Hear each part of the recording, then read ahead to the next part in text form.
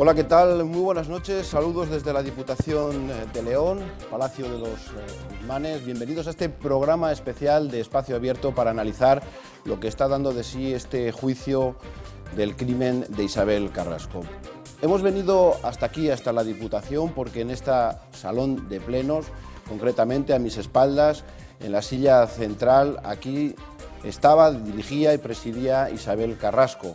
En el momento que fue asesinada era la presidenta de la Diputación. Y también aquí estuvo su féretro y la capilla ardiente.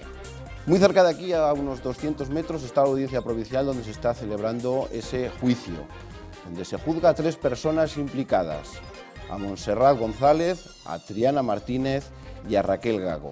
Y no se está juzgando ni la obra ni la vida de Isabel Carrasco. En este programa también vamos a intentar diferenciarlo claramente y preguntaremos a nuestros tertulianos si lo estamos consiguiendo.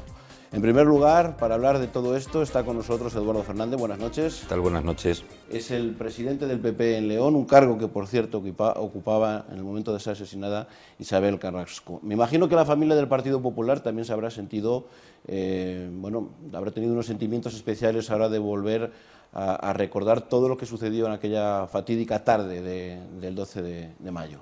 Pues efectivamente, lo vivimos en aquel momento con un sentimiento de irrealidad y recordarlo ahora no hace que sea más fácil asumirlo. Lo que pasa es que, como es natural, el tiempo que transcurre para todos hace que nos hayamos ido acostumbrando a la ausencia, desde luego nunca querida, de Isabel Carrasco. Fue difícil entenderlo, fue difícil asumirlo después, aún no entendiéndolo, y yo creo que esos sentimientos, como es natural, han aflorado de nuevo con el comienzo del juicio. Yo creo que eso es lo que le ha pasado prácticamente a todos los leoneses al empezar estos días, ¿no? Recordar aquella noticia y revivirla con el comienzo del juicio. Puede que sea este uno de los juicios más mediáticos de Castilla y León, sin duda el de León en los últimos años. Hablábamos antes, otro de nuestros invitados es Ricardo Magaz, criminólogo y también colaborador de esta casa. Buenas noches. Muy buenas noches. ¿Se está logrando en estas 2 primeras jornadas no hacer un juicio paralelo o a veces es inevitable? Se está logrando relativamente, ¿verdad? Yo he asistido los 3 días del lunes aquí al juicio y es verdad que el presidente del tribunal ha dicho que se juzguen hechos y no a personas. Incluso el escrito que redactó el presidente para leérselo al jurado, todos hemos convenido que es de un corte muy humanista y muy de agradecer. Y aunque hace esa advertencia, la verdad es que la estrategia de las defensas de las 3 encausadas están entrando en esa cuestión y bueno, yo confío que efectivamente no se entre en la cuestión de las personas, sino en los hechos. Por eso digo que relativamente de momento. Más de 140 periodistas, 40 medios distintos. También tenemos aquí periodistas especializados. Es el caso de Miguel Ángel Zamora. Buenas noches. Buenas noches. Redactor del Diario de León, compañero. Le agradecemos porque a estas horas posiblemente tenga que escribir 3 páginas, quitarle esta hora y el ritmo que seguramente tenía, pues es de agradecer. Sabemos el esfuerzo. Gracias por estar aquí. Usted conoce muy bien lo que han sido los hechos. No vamos a volver a recordar qué es lo que pasó, sino un poco lo que se está viviendo en estas jornadas. En estas 2 jornadas, que quizás sean las más importantes porque han hablado las 3 acusadas, ¿está notando usted que hay muchas contradicciones con aquellas primeras declaraciones que se tomaron esa misma noche después de que asesinaran a Isabel Carrasco? Pues al término de la segunda jornada lo que ha quedado claro es que ha habido un cambio de estrategia muy notable por parte de Montserrat, que trata de acaparar y poner todos los focos sobre ella para asumir el peso, la culpa y la responsabilidad de lo ocurrido. La que sí ha incurrido en notables y muy diversas contradicciones ha sido Triana Martínez, que aceptó el envite, ha sido una estrategia procesal por parte de su defensa y aceptó el envite de responder a las preguntas del Ministerio Fiscal, y yo creo que ha salido bastante mal parada porque se ha pillado los dedos en bastantes ocasiones. Y entiendo desde mi punto de vista que Raquel Gago ha salido bastante airosa del papel que le correspondía hoy, no se ha metido en ningún jardín extraño, se ha limitado a responder y a corresponder a las preguntas del Ministerio Fiscal en la medida de lo posible. Donde no le ha interesado, un par de pequeños puntitos, ha pasado de puntillas y ha dicho no recordar, y sobre todo ha aportado una cuestión importante. Se hablaba de que una de sus funciones básicas y fundamentales en este asunto era el seguimiento a la que fuera presidenta de la Diputación, y ella ha mostrado que el informe tiene muy graves errores que situaban a la propia Isabel en Santa María del Páramo y a los 3 minutos en el Hotel Wellington de Madrid, con lo cual la validez de ese informe se va a caer bastante y bueno, pues podemos tener un giro importante en el caso, en ese asunto, pero insisto, todavía queda mucho por delante y hay muchos temas que dilucidar. Conoceremos las declaraciones una a una de estas 3 mujeres, de estas 3 implicadas. También está con nosotros Ricardo González, buenas noches. Hola, buenas noches. Psicólogo. Vamos a necesitar también de su experiencia, de sus conocimientos, porque, bueno, cuanto menos ver la frialdad de Montserrat y hablar de un trastorno temporal, bueno, al resto de los normales se nos escapa, y escuchar al fiscal decir, pues eso, que esa frialdad con la que cometió los asesinatos son casi raras hasta en los propios sicarios, nos sorprende. Bueno, decir que, sobre todo en los informes forenses que se les han pasado a las 3 personas en un periodo de un mes después de suceder lo de el asesinato, lo que demuestra es que no hay ninguna enfermedad mental. Y eso es lo que sí que hay que dejar muy claro a la gente, es diferenciar muy claro lo que es una enfermedad mental, que resultaría un eximente total para la persona, una isomente incompleta que reduciría mucho la pena, o totalmente la pena, que es lo que prácticamente están intentando buscar. A través de la enfermedad mental va a ser muy difícil. ¿Por qué? Porque hay un conocimiento de los hechos y no hay una desrealización y una desconexión con la realidad. Son en todo momento perfectamente conscientes de todo lo que está sucediendo, de todo lo que está pasando, y son conscientes de sus actos. Entonces no podemos estar hablando de una enfermedad mental, ¿vale? La otra cuestión es todo lo que se habla de sensación de venganza, odio y todo ese juicio que a veces decís paralelo o no, que va a ser inevitable que aparezca, porque es lo que van a buscar un poco, es el perfil de ese atenuante que puede ser a la hora de la sentencia, sobre todo de la madre y de la hija. Bueno, estas jornadas han sido maratonianas, pero nosotros les hemos hecho un resumen. Vamos a comenzar por la declaración de Montserrat González en el día de ayer. Lo que más ha sorprendido es que no ha mostrado en ningún momento arrepentimiento y que estaría dispuesta a volverlo a hacer. Ni dudó ni le tembló la voz. Montserrat González reconoció el crimen de Isabel Carrasco porque su hija había caído en una depresión por su culpa. Lo decidió cuando la víctima salió reelegida presidenta del PP de León en 2011 y por lo tanto seguiría el acoso. Desde luego mi hija estaba tan mal, ella iba a seguir, porque iba a seguir haciéndole eso. No salió García Prieto, pues decidí matarla. Bien. Si no, iba mi hija, entonces preferí ella que no mi hija. Montserrat González no respondió a preguntas del fiscal o las acusaciones particulares, solo de su abogado. Ante él insistió en que la persecución de Isabel Carrasco se inició cuando la rechazó Triana. Quería tener relaciones sexuales con ella y entonces... ¿Su hija se lo contó a usted lo que había pasado? Sí, me lo contó. ¿Qué le había dicho? ¿Cómo había salido ella de la casa? Dijo que había salido corriendo y que se había ido. Gran parte de la declaración se centró en ese supuesto acoso. Montserrat asegura que temió por su hija, que adelgazó hasta 25 kilos, pero no la hizo partícipe de sus planes. Ella se opuso cuando le contó que iba a comprar un revólver. Me dijo que no se me ocurriera, que no. Montserrat González no se arrepiente de lo hecho. ¿Por qué tenía que irse de León? Si lo que le estaban haciendo la vida imposible era ella que se fuera. El interrogatorio también repasó los movimientos de la acusada el día del crimen. Asegura que actuó cuando tuvo ocasión y sin que supieran nada ni Triana ni Raquel Gago. Y dígame, ¿está usted arrepentida por lo que ha hecho? No. ¿Pero por qué? ¿Por qué no está arrepentida? Pues porque si no mentiría.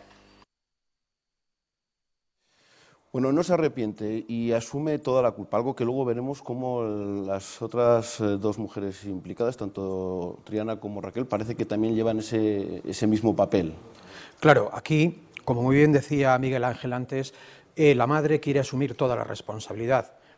Apenas tiene escapatoria. es la ejecutora material del crimen, el policía en segunda actividad la ve allí en la pasarela y no le queda más remedio que confesar. Por tanto, la estrategia consiste en cargarse sobre sus hombros toda la responsabilidad penal que pueda, intentar descargar esa responsabilidad en la hija y, bueno, pues ha tenido algunos gestos en el sentido de decir que Raquel Gago pues no tenía nada que ver y apelando al azar y al hecho de la coincidencia de que estuviera precisamente tanto una como la otra y la madre, pues escasamente a 200 metros una de otra, en una ciudad de 100 y pico mil habitantes, que aunque no es Madrid o es Barcelona o es Nueva York, pero claro, estadísticamente tanta coincidencia, la verdad es que es verdaderamente peculiar, singular diría, ¿no? Demasiadas casualidades, es a lo mejor lo que más se ha destacado y luego pues que ella, es decir, no tenía intención, parece que aunque sí tenía pensado matarla, pero ese día como que fue una casualidad cuando luego iba vestida de una manera disfrazada que es difícil de creer. En el caso de madre e hija, la verdad es que la cosa es bastante complicada de creer, en el sentido de que, bueno, siempre hay argumentos y a lo largo de la vista se están dando a entender, bueno, pues para tratar de cambiar un poco lo que fue la versión inicial, pero luego a la hora de la verdad, Triana esta mañana declaraba que en el maletero de su coche estaba la parca y una segunda chaqueta porque aquellos días habían sido de tormenta. Estamos hablando de mayo, que fue una época que hubo un calor impresionante. Es decir, son argumentos que se van cayendo por su propio peso. Hablábamos de la psicología, es decir, parece que solo se entiende una relación un tanto tóxica, se puede decir, entre madre e hija. No todos queremos a nuestros hijos, pero hasta el extremo que estamos viendo es también difícil de explicar. Es una relación de dependencia muy clara, por parte de una sobreprotección por parte de la madre, y de hecho que lleva a ejecutar el hecho. Otra cosa es quién lo planifica o cómo se organiza, que eso de momento existe solo una teoría, pero podría haber incluso dos, porque perfectamente podría ser porque quien sufre el daño, quien sufre todo lo que es el daño psicológico, todo lo que se siente dañada. Y ten en cuenta que según el informe pericial, el informe forense, es una persona con bastante tendencia al reconocimiento social, todo aquello que se propone lo consigue, elige la carrera porque es la más difícil, entonces es una persona que tiene un cierto éxito, digamos, social, entonces tiene muy baja tolerancia a la frustración. Quien está sufriendo esa frustración tiende a la venganza, es decir, porque a lo mejor ve a esa persona suficientemente fuerte o más fuerte que hace una venganza directamente mucho más calculada, mucho más lenta, mucho más reposada. Quien lo ejecuta o no lo ejecuta después, eso ya es distinto. La madre, al hecho de sobreprotegerla, perfectamente puede realizarlo y no ser ella quien lo organiza, porque hay una relación de dependencia. Ten en cuenta que todas las expectativas, según un informe forense, esa madre la tiene en su hija. La realización de la madre está en la realización de su hija. Es una relación completamente de dependencia y patológica, dependencia de la hija y sobreprotección de la madre, ¿no? Sobre todo destacar la baja tolerancia a la frustración de la hija, ¿vale? Porque está muy acostumbrada a ese éxito.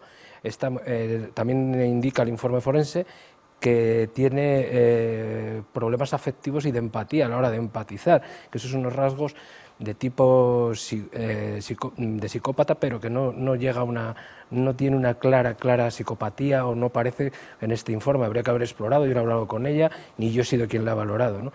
Pero entonces sí que es cierto que le cuesta trabajo empatizar según ese informe, y suele tener problemas de tipo afectivo según lo que dice ahí. Entonces tienden a ser personas muy manipulativas, y ten en cuenta que el nexo de unión entre las tres personas, la única que realmente hay es Triana, que está ahí, es la única que mantiene el nexo de unión, porque es lo mismo que si la madre de un amigo viene a pedirme a mí que haga algo. Ha habido un momento significativo esta mañana en la vista de Triana, en clave de esa sobreprotección de la que hablaba Ricardo. Triana llevaba mucho tiempo ya declarando y ha pedido beber agua. Y se ha levantado su madre a darle la botella, y el magistrado presidente ha tenido que llamarle la atención y decirle: no, ya tenemos agentes judiciales y funcionarios que se encargan de esa función. Usted quédese en su sitio, siga escuchando, pero para darle el agua ya están los agentes y los funcionarios. Sí, es curioso porque los que hemos asistido a las 3 sesiones, bueno, 2 sesiones del juicio, más la del lunes, hemos visto cómo han declarado, y la verdad es que a mí particularmente me ha sorprendido bastante que la madre, que Montserrat, apenas terminaba las frases, estaba imposibilitada para construir una oración, hasta tal punto que su abogado le dijo, bueno, termine por favor las frases, ¿no? Y no demostraba muchas habilidades sociales. Luego la hija, en su declaración, fue algo más ágil. Y nos hemos sorprendido porque, como apuntaba muy bien Zamora, Raquel Gago ha tenido unas habilidades verbales muy notables. Está muy por encima, en ese sentido, de la madre y de la hija. Sin embargo, quien, dicho en términos, coloquiales, la hembra alfa de ese grupo, sin duda alguna, era la madre, era Montserrat, ¿verdad?, que vivía la vida a través precisamente de su hija y que posiblemente, también dicho en términos coloquiales, era la mejor amiga y la mejor coleguilla de su hija, lo cual, claro, impide poner límites e impide que, cuando la hija se da cuenta de que están... Bueno, se da cuenta, no, participa, porque busca por internet ya inicialmente armas y otra serie de herramientas, no le para los pies y le dice, esto es una locura, no se puede matar a nadie porque la odies o por mucho que la odies, eso no tiene justificación, ¿no? Eso es lo que dijo. En el testimonio que hablabas tú de que no terminaba ninguna frase y demás, eso puede tener mucho que ver también con un problema a la hora de ansiedad, que a la hora de utilizar la memoria, si yo memorizo un discurso que tengo que aferrarme a él, por ejemplo, los lapsus que tiene, si ves, vea como si va a buscar a la memoria, yo no cuento una vivencia. Tú, cuando tú has vivido algo, si yo te pregunto a ti si has estado en el metro de Moscú y has estado, lo más lógico y lo más normal en ese testimonio es que tú me cuentes la vivencia, cómo te lo pasaste, dónde estuviste, mientras que si no recurres a datos concretos que hayas obtenido de un determinado lugar o de una determinada manera y lo haces repetidamente y exactamente igual. Si vemos las dos declaraciones, lo poco que he visto hoy, no he visto mucho, las dos declaraciones se solapan prácticamente en muchos casos, con los mismos ejemplos incluso. Eso es un trabajo tirando de memoria. ¿Qué es lo que ocurre? Que la memoria, a la hora de aumentar la ansiedad, se dificulta la concentración, y a la hora de dificultar la concentración fluye menos, no es una vivencia, mientras que si es una vivencia no necesitas la memoria, hablas de tu propia experiencia. La defensa esgrime el argumento del acoso sexual, un argumento que, por cierto, se conoce hace un año, no se habló en el momento del día 12 de mayo, no salió a colación. De hecho, creo que el propio abogado dijo que lo conoció en la cárcel, en uno de esos encuentros, de esas reuniones, que ese había sido un poco el detonante del enfrentamiento y que dio lugar a esa situación entre el enfrentamiento que acabaría con el asesinato. Pero es que hay dos puntos. En un primer momento, el primer letrado que asiste a Triana le pregunta expresamente por ese asunto y ella contesta taxativamente que no ha habido nada, y esto figura en autos y forma parte del sumario.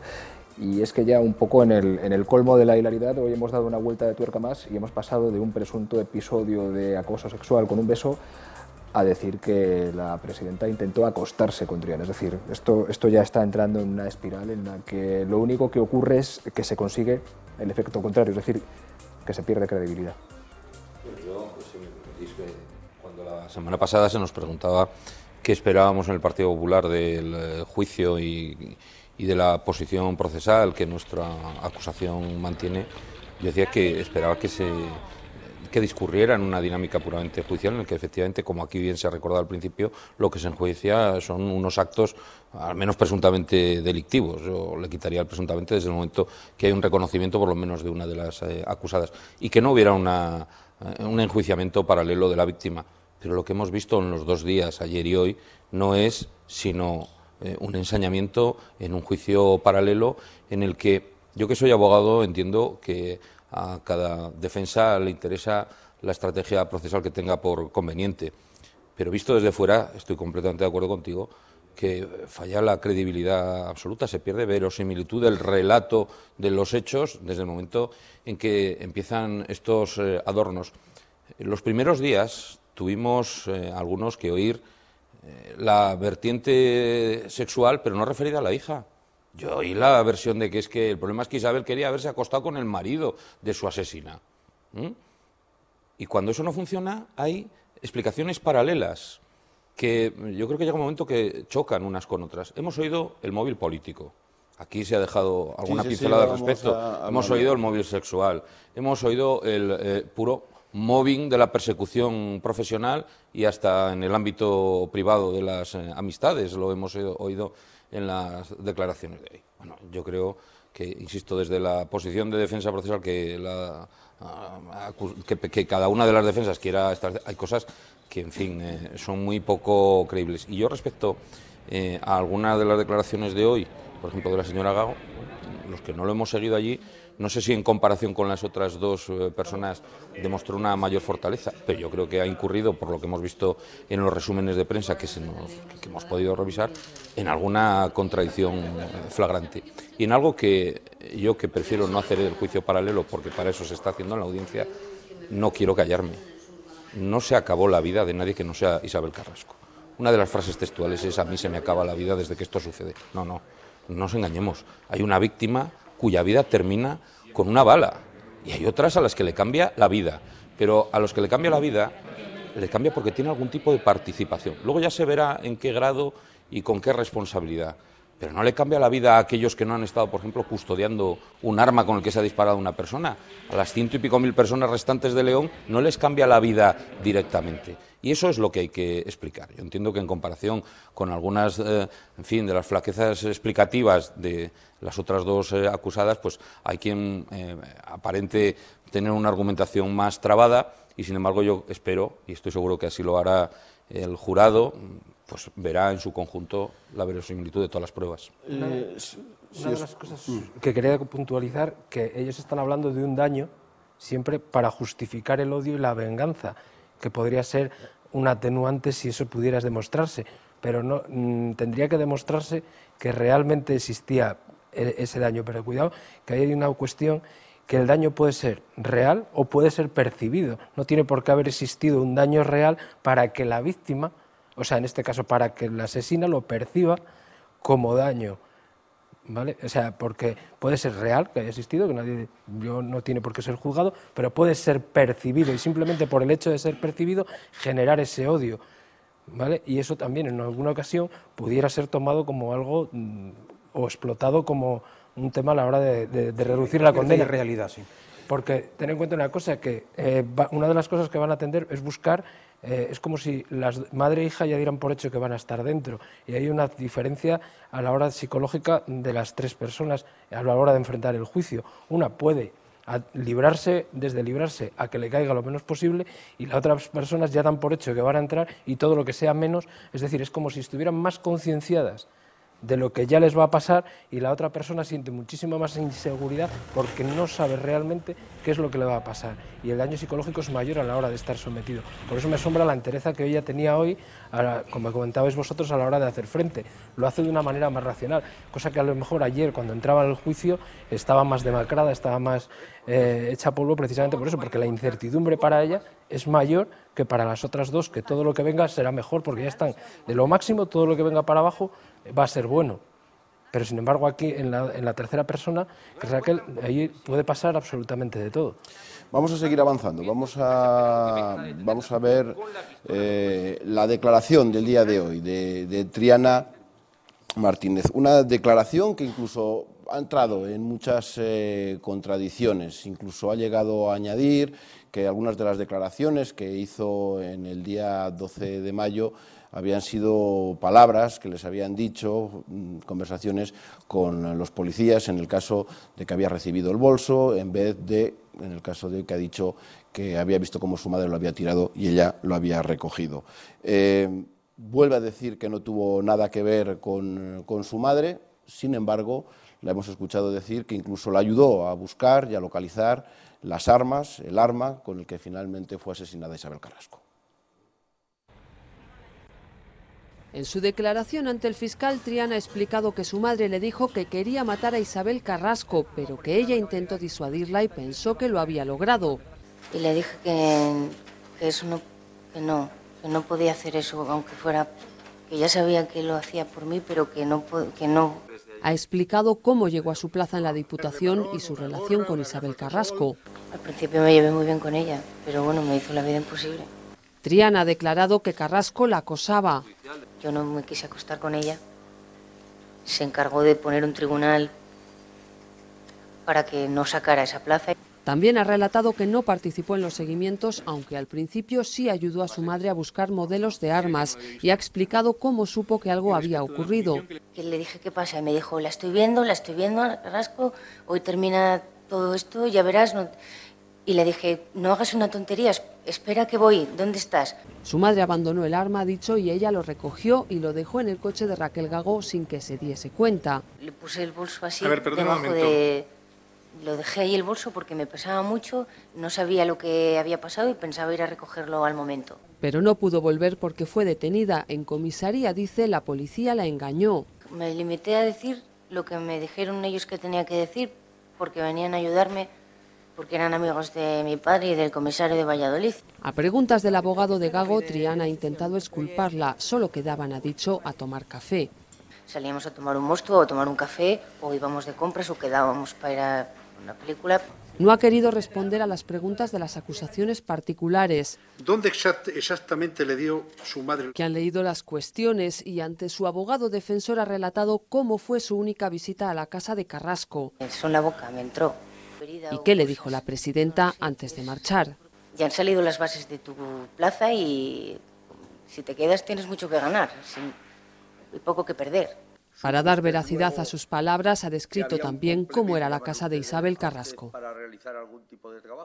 Bueno, numerosas implicaciones, contradicciones, y luego es difícil decir que no. El interrogatorio, el asunto policial, los inspectores de Burgos, que está causando bastante revuelo e incertidumbre. Bueno, yo conozco el asunto porque yo, aunque no ejerzo, procedo de la policía y sé cómo funcionan esas cosas.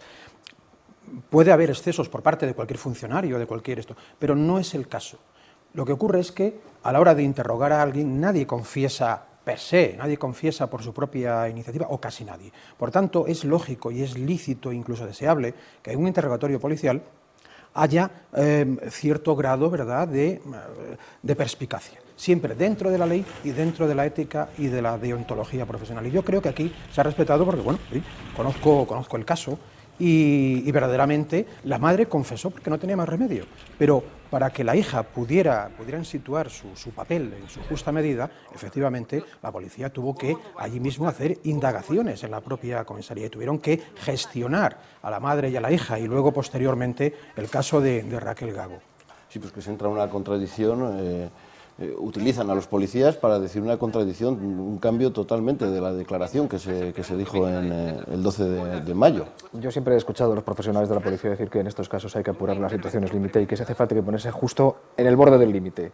Y es un poco lo que ocurrió en este caso. ¿Qué sucede? Que después entran de por medio las estrategias procesales de los abogados defensores, que tienen que aferrarse a lo que vaya viendo, porque estamos hablando de un caso en el que tenemos una confesión, conseguida como sea, pero hay una confesión, unas pruebas de balística, un informe respecto a la prueba de los disparos, de la parafina, y, es decir, hay que buscar... una testifical que es fundamental. Claro, de quien en primer lugar ve, identifica y sigue. Porque si no fuera así, yo creo que hubiera sido mucho más difícil el esclarecimiento, al menos inicial, ¿no? Pero este cambio, me parece fundamental.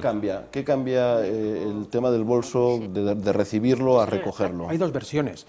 La primera versión, y la que se da por, digamos, mayor nivel de realidad, es que la madre sale de la pasarela, cruza a Condesa, va por Lucas de Tuy, llega a Colón y ahí, por ese famoso pasadizo, es donde ella cambia de apariencia, se quita la parca, la gorra y demás y hace el trasvase del bolso a la hija. Esa es la primera versión, la que tiene más fuerza y la que ellas firman voluntariamente en la comisaría.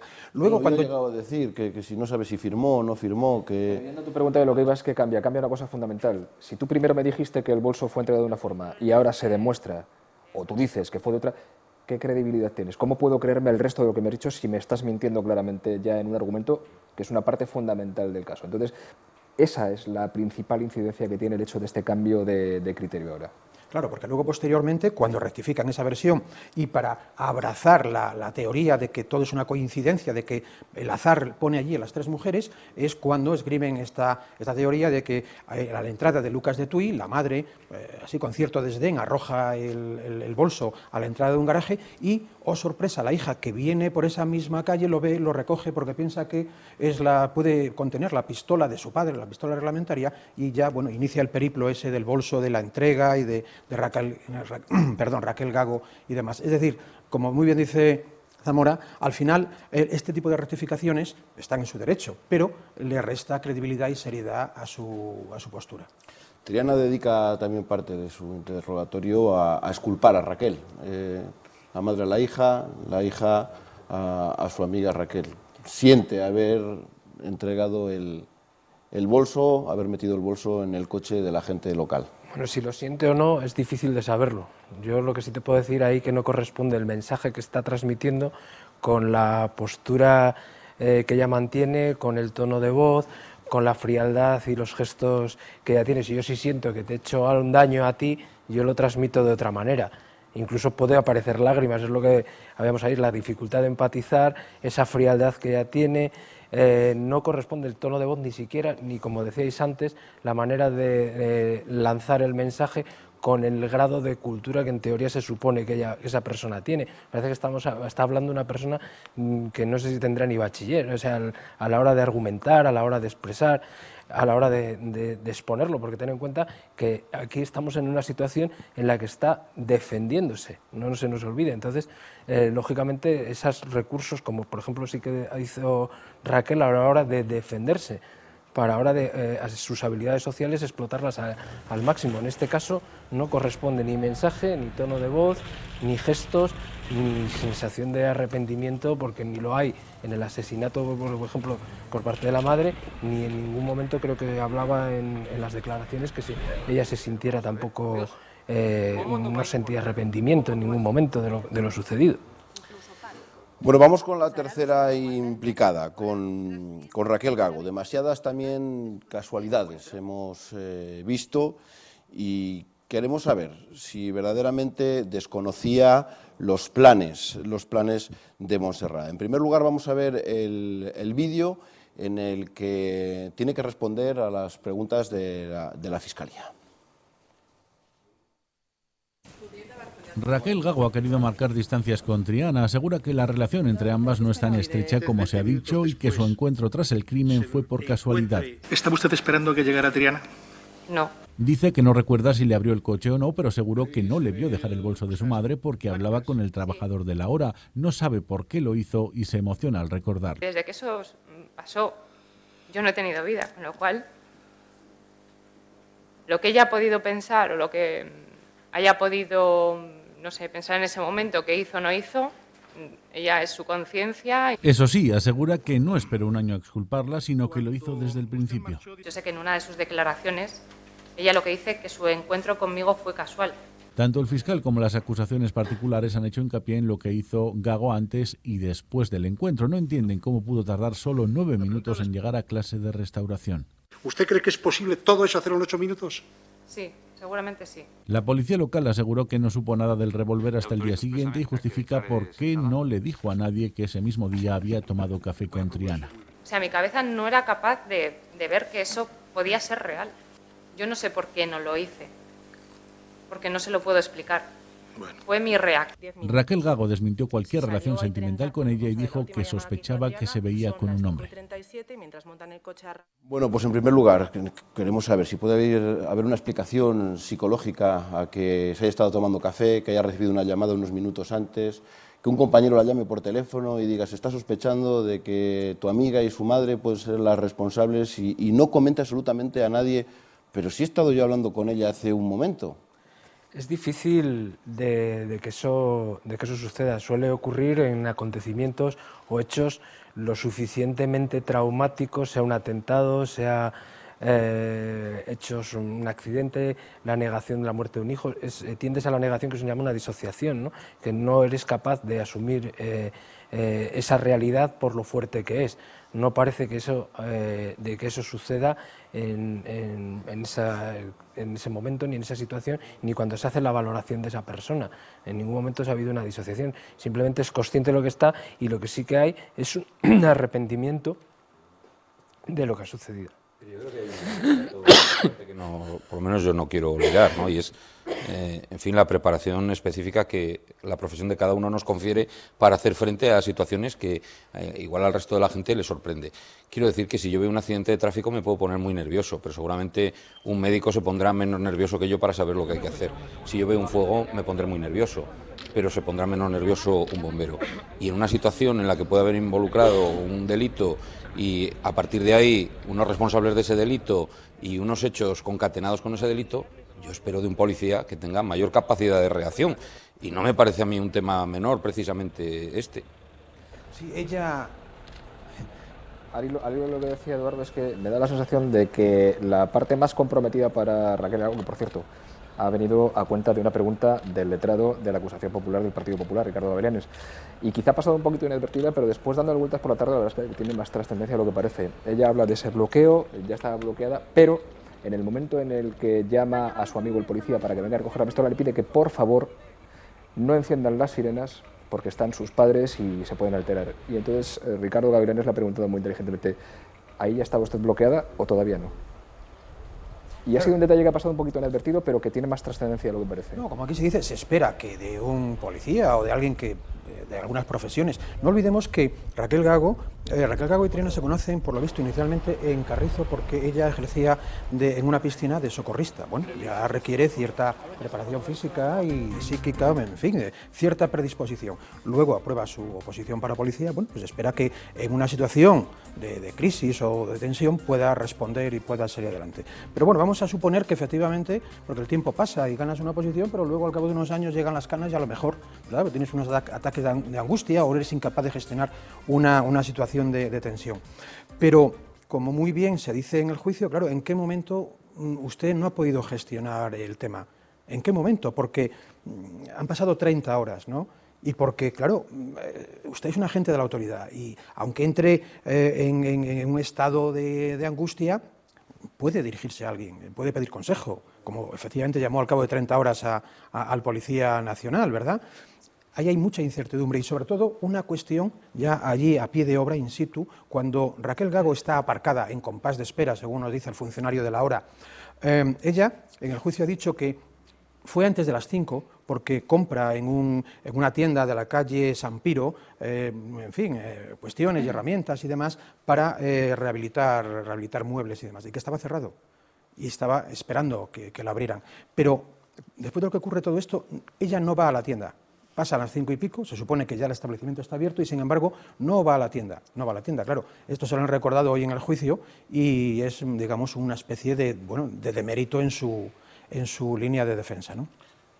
Ha sido convincente en las explicaciones que daba, que algunas es verdad que son muy difíciles si entramos en la cuestión de la incoherencia que hay ahí, evidentemente puede ser una persona, la falta de reacción de la persona puede ser porque bien no se enterara y realmente no tuviera conocimiento de nada, entonces te mantienes completamente tranquilo, o realmente te esperabas absolutamente todo lo que pasa y tienes perfectamente controlado, como decía él, las emociones y todo, porque estás preparada y capacitada para que cuando suceda un hecho intervengas sin perder los papeles y perfectamente controlando todas las emociones y controlando todos los impulsos y todos tus movimientos, ¿no? La sensación que me ha dado es que parece difícil pensar que estaba en el plan y parece difícil pensar que todos los elementos se concatenaron para hacer coincidir muchas circunstancias en su contra. Es un poco una mezcla de las dos cosas. Vamos a ver la estrategia de la defensa de Raquel Gago,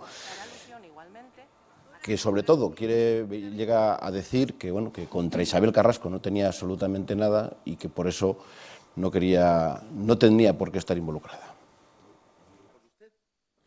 Sería así, Amigas, pero no tanto como para encubrir un crimen. ¿Usted por amistad suele hacer estas cosas, participar en hechos tan graves? Pues no. Sobre este punto ha girado parte de la estrategia de la defensa de Raquel Gago. También lo ha hecho en torno a otro aspecto clave. La policía local ni conocía a Isabel Carrasco ni se sentía perjudicada por ella. Por tanto, no tenía motivo para participar en su asesinato. Para los agentes policiales, ha asegurado su versión inicialmente fue creíble. Usted se arriesgó durante unas 30 horas aproximadamente a que la policía las detuviera antes de decidirse a llamar a Nacho. ¿Por qué razón? No lo sé, pues no puedo avisar a nadie ni hablar con nadie. Y no sabía nada de eso porque Raquel Gago, tras conocer la detención de Montserrat y Triana, no reaccionó. Lo hizo solo cuando encontró el bolso en su coche y esto, ha asegurado, tiene una explicación. Que es como un choque en mi cabeza cuando entra una parte racional, que es el saber las cosas, y la emocional por ser una persona que realmente es cercana y que conoces. Argumento que, según ha dicho, ratifica su actual psicóloga, a la que acude habitualmente desde hace casi un año. Si puede concretar. 30 horas tardó en decir que tenía el arma. La duda es saber si cuando ella dice que tiene el arma ya lo sabía la policía. Sí, es verdad, eso está en el aire y se ha hablado de si la llamada partió a la inversa, de la comisaría hacia ella o hacia algún familiar o al revés. Yo creo que no. No es corporativismo, yo creo que ella en un momento determinado pues se da cuenta y toma esa iniciativa. Yo hoy en el juicio he dicho que además se había fijado en ese policía de nombre Nacho, porque aparece en el vídeo, en fin, es un hombre de cierta corpulencia, y además ella le conocía, y hace algún comentario acerca de, pues le voy a llamar porque, bueno, le conozco, en una ciudad como León, pues no es extraño que los policías se conozcan, ¿no? Se juega mucho, sin duda alguna, Raquel Gago, porque ahora mismo la pena que se pide, como sabemos, son 23 años por el mismo delito, asesinato, tenencia ilícita de armas y atentado a la autoridad, 25 de alejamiento y 150.000 euros conjuntamente. Ahora mismo están las tres, es decir, hay una autora material y dos cooperadoras necesarias. Pero en el caso de Raquel Gago se está jugando que le mantengan lo de cooperadora necesaria o que le puedan bajar ahí un grado, en fin, o un nivel de implicación, lo que, bueno, la dejaría o en cómplice o en encubridora. Y se está jugando, sin duda alguna, un montón de años. Se está jugando volver a prisión o no. Con lo que hemos escuchado. Y se está jugando un puesto de trabajo, quiero decir, sí, no claro. Solamente estamos hablando, no le sirve con una pena que no le implique volver a prisión, que podría perfectamente ser la de encubrimiento, sino que también se está jugando un puesto de trabajo que no es nada baladí. Un puesto de trabajo en el que va armada, porque me parece un tema que no es baladí precisamente, ¿no? Tarda 30 horas en reaccionar por un arma a una persona que trabaja armada y, insisto, a mí me parece que se compadece mal con el funcionamiento, ¿no? Y con lo que cada uno de nosotros sabemos que son los excelentes policías municipales que tiene esta ciudad y como esta ciudad muchas otras. Y creo que cuesta mucho entenderlo. En todo caso, eso se ventilará en el juicio. Yo no tengo tampoco ningún interés en seguir argumentando o contraargumentando a su defensa porque a mí no me corresponde. Pero sí quiero, en fin, para terminar lo que es una serie de sentimientos de quienes estamos en el Partido Popular, explicar que porque no conocía a Isabel Carrasco no tiene justificación su actuación. Y quienes sí la conocían tienen una justificación para un acto delictivo. Y a mí me parece profundamente falaz y retorcido ese argumento al final, ¿no? No hay justificación alguna para acabar con la vida de una persona, por mucho que la conozcas o incluso te lleva, es fatal. Claro, en el mundo de la política, ¿cuántas cuitas ventilaríamos por la vía más violenta en lugar de, por lo menos, tratar de entenderse, ¿no? A mí no me parece un argumento admisible. Tenemos que ir cerrando. ¿La víctima, Isabel Carrasco, va a salir perjudicada con este...? No. Cuando ha perdido su vida, yo creo que perdiendo su vida y ahí ya no hay muchas más posibilidades de salir más perjudicada. Su memoria fue absolutamente vilipendiada ya en los primeros días. Y creo que estas líneas de argumentación de defensa, que insisto, yo entiendo como abogado, pero no puedo disculpar en el trasfondo de verosimilitud que los demás le quieran dar, ¿no? Cuando los medios de comunicación están trasladando estas opiniones, bueno, yo no espero que nadie caiga en la tentación de, bueno, algo habría, ¿no? Pero, por supuesto, cada día que se reedite este juicio será un pequeño golpe más a la memoria de Isabel Carrasco. Mañana va a declarar el policía jubilado que siguió y que yo creo que ha ayudado a Astorga a esclarecer el caso. ¿Qué hubiese pasado sin esta figura? Pues que la policía hubiera elaborado, sin duda, una larga lista de gente con interés o de sospechosos, y a lo mejor no se hubiera resuelto, es evidente que no se hubiera resuelto de un modo con tanta prontitud, ¿no?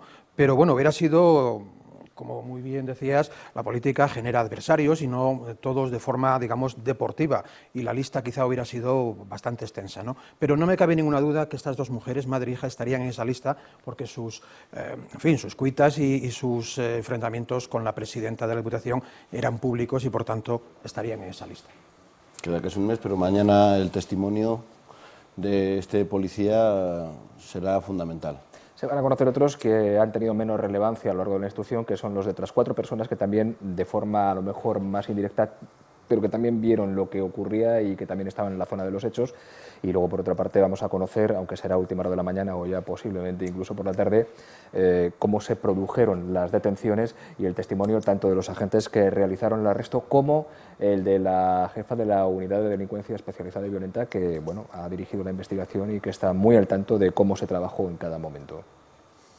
Tenemos que cerrar. Como empezábamos con trastorno, de un trastorno temporal no podemos... No se puede hablar en estos momentos, vamos, sería prácticamente, vamos, tienen un contacto total con la realidad. No, saber que aquí lo que hay es una gran diferencia en el estado psicológico muy diferente entre la madre y la hija y la persona y Raquel, que era por lo que comentábamos antes, que es lo que ella se está jugando en este caso, y la afectación, las dos primeras lo tienen como asumido ya el hecho y lo que ha sucedido, y esta persona, Raquel, está mucho peor a nivel anímico y a la hora de enfrentar la situación porque es la que más está jugando, como decíais antes. Se nos ha acabado el tiempo, muchísimas gracias a los 4 por este tiempo, que son momentos complicados. Ahora alguno marchará corriendo a escribir, todavía queda mucho juicio, así que tendremos oportunidad de leeros, de veros, porque seguiremos colaborando con vosotros. Muchas gracias por estar hoy aquí. Y a ustedes también, lo primero, dar gracias a la Diputación de León por darnos la oportunidad de estar aquí, también por tener un poco en la memoria de Isabel Carrasco. El juicio continúa mañana con esa declaración del policía jubilado, y toda la información se la seguiremos dando en avances y en programas especiales hasta que finalice este juicio a mediados del mes de febrero. Hasta entonces, descansen. Buenas noches.